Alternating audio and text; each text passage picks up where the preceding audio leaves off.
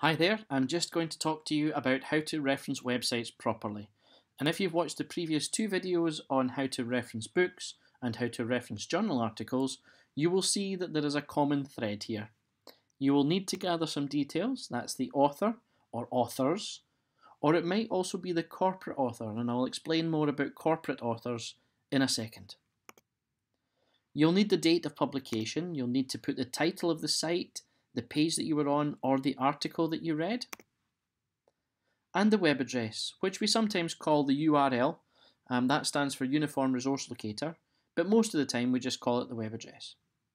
And finally, you'll need the date that you last accessed the website, and that goes in rounded brackets at the end of your reference. Here's a pretty straightforward example. So you were on the web, you found a great article. It was written by Paul Kenway. In the body of our text, we do a little citation which is Kenway, comma, and the year of publication, and that goes in rounded brackets. And then when it comes to a reference list at the end, we do something similar, Kenway, comma, P. Remember, in the reference list, we have to include the author's first initial, but we don't do that in the body of our text. So our reference starts with Kenway, comma, P, the publication date in brackets, 2008. The title of the article I read was In Work Poverty.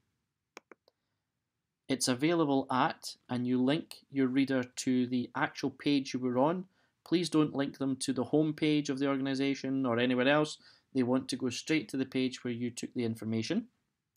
And although mine doesn't underlined in this presentation, feel free to leave it blue and underlined. Don't feel that you have to reformat the link.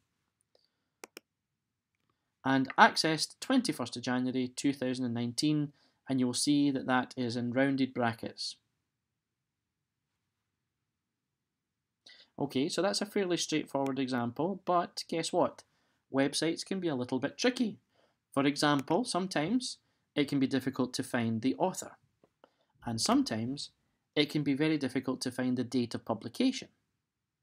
And you need to know what to do if you can't find either of these key details.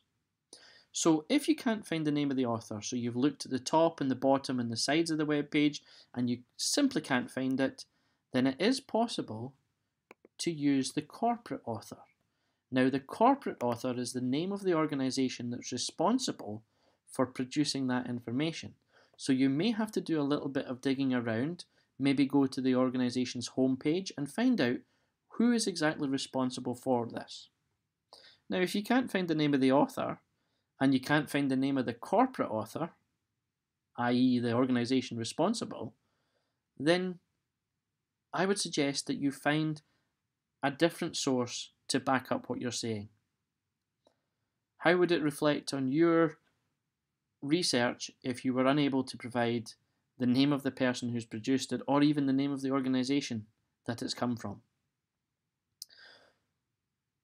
Similarly, it can be difficult to find the date of publication. So what do you do in that circumstance? Well, it is feasible to use the words no date to indicate this.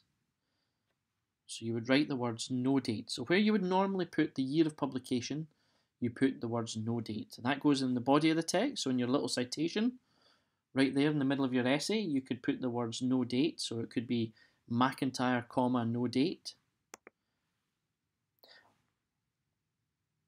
And when you go to your reference list at the end, the place where you would put the year of publication, you would just write the words no date as well. And fill out the rest of the reference. Here's an example. You might see a citation like this in the body of your text. NHS, no date. So we don't know who's written the article, but we do know it's been written by the NHS. And the words no date show your reader that you haven't been able to find out when that website was produced.